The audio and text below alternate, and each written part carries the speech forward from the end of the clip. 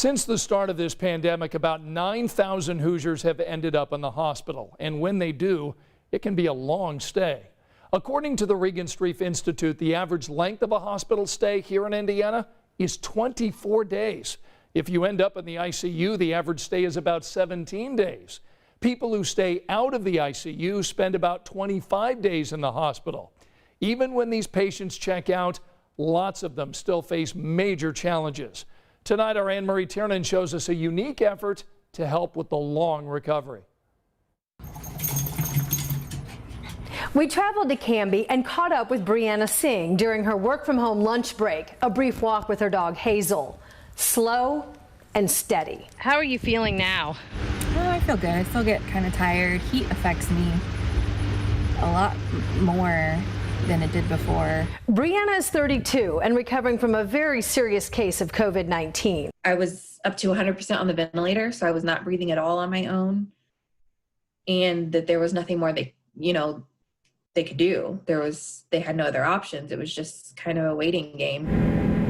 That's when her parents had her transferred via Lifeline helicopter to Methodist Hospital.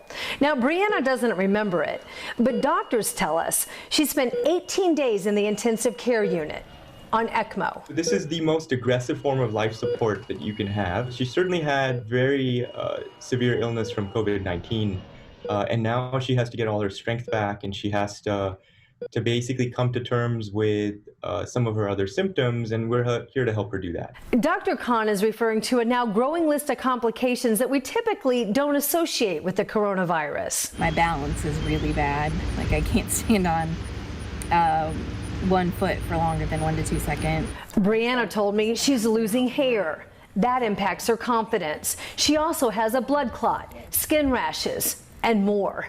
And she's not alone. This is a look at a newer Facebook page. It's called Survivor Corps.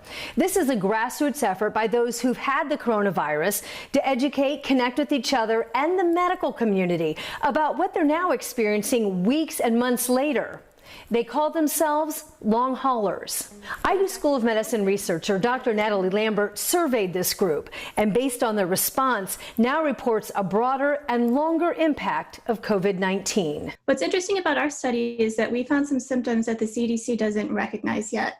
And that was things like difficulty concentrating or focusing, problems with sleeping, memory problems. So a lot of things related to the brain and nervous system, as well as joint pain and even hair loss and problems with vision.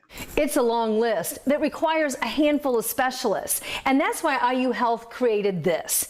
It's a follow-up clinic for all of Methodist COVID-19 ICU patients, a one-stop shop where a team of doctors can better coordinate care. We have pulmonary critical care physicians, we have physical therapy, occupational therapy, and some of the cognitive behavioral therapy to really address all of their cognitive, physical function and psychiatric or mood symptoms. Here the patients realize they're not alone or crazy. The most interesting part to me is the feeling of a lack of recognition by the long haulers, that there's so many people who are suffering from long-term symptoms, and yet employers and even family members are still quite skeptical that these people are still sick. But the staff here at this clinic gets it, and their patient population is growing every week. Their road to recovery is going to be long and it's going to be tough. The new survivors like Brianna welcome the support, the validation, direction. I've never had a major medical issue before this.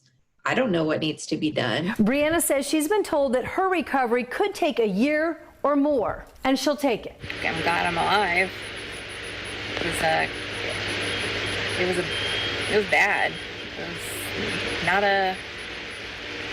not a fun thing to go through.